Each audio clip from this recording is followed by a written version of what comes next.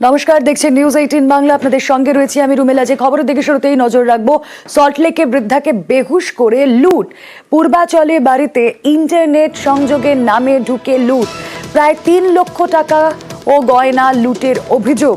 বৃদ্ধাকে injection দিয়ে বেহুশ করে লুটপাট। অবসরপ্রাপ্ত প্রধান শিক্ষিকার বাড়িতে লুট দুই দুষ্কৃতীর।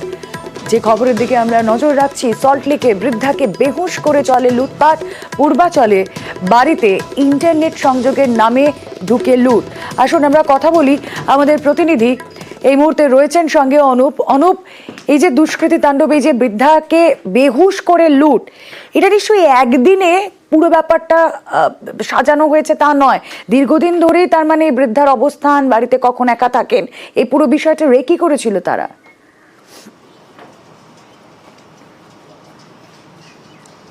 একবারে পুলিশ কিন্তু তদন্ত নামে এই বিষয়টাই কিন্তু একেবারে উঠে আসছে পুলিশি তদন্তে। তার কারণ আগে থেকে রেকি করা হয়েছিল এই গোটা যে লুটপাট থেকে শুরু করে বাড়িতে বৃদ্ধা যখন একা থাকবেন এই গোটা বিষয় নিয়ে। এবং গতকালকে একেবারে ইন্টারনেট পরিষেবা বাড়িতে দিতে এসছে, এমনটাই কিন্তু প্রথমেই বৃদ্ধা যে প্রাক্তন প্রধান শিক্ষক একটি স্কুলে তাকে কিন্তু জানায়। এবং তিনি যখন ঘরের মধ্যে তাদেরকে দুজন যুবককে প্রবেশ করতে বলে, সেই সুযোগেই কিন্তু প্রথমে সেই বৃদ্ধাকে ধাক্কা দিয়ে ফেলে দেয়। এরপরে তার গলা টিপে ধরে এবং হাতে ইঞ্জেকশন দিয়ে তাকে কিন্তু সঙ্গে অচৈতন্য অবস্থায় পড়ে থাকে। সেই সুযোগেই প্রায় 3 লক্ষ টাকা ক্যাশ, অন্যদিকে যত সোনার গয়না ছিল, প্রচুর পরিমাণে সোনার গয়না, তার বাড়ি থেকে কিন্তু লুটপাট চালানো হয়।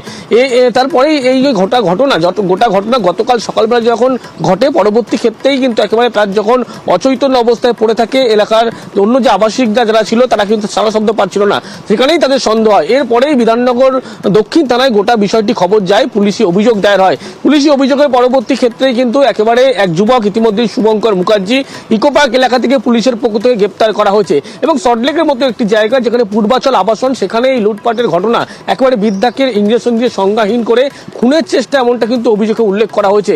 এবং 3 লক্ষ টাকা প্রায় ক্যাশ, অন্যদিকে সোনার গহনা কিন্তু লুটপাট করা হয়েছে। বৃদ্ধা একাই ছিল বাড়িতে, এমনটাই কিন্তু আগে থেকে দুই যে যুবক যারা গিয়েছিল আগে থেকে জানতো। গোটা যে বিষয়টি একেবারে করা হবে তার আগে কিন্তু একেবারে রেকি করা হয়েছিল, এমনটাও পুলিশ প্রাথমিকভাবে মনে করছে। ইতিমধ্যে যে যুবককে জিজ্ঞাসাবাদ করা হচ্ছে, তা কেন কিভাবে এই লুটপাট চালানো হয়েছিল এবং কতদিন থেকে রেকি করা হয়েছিল, এবং আরো এক যুবকের তথ্য ইতিমধ্যেই পুলিশের কাছে উঠে এসছে।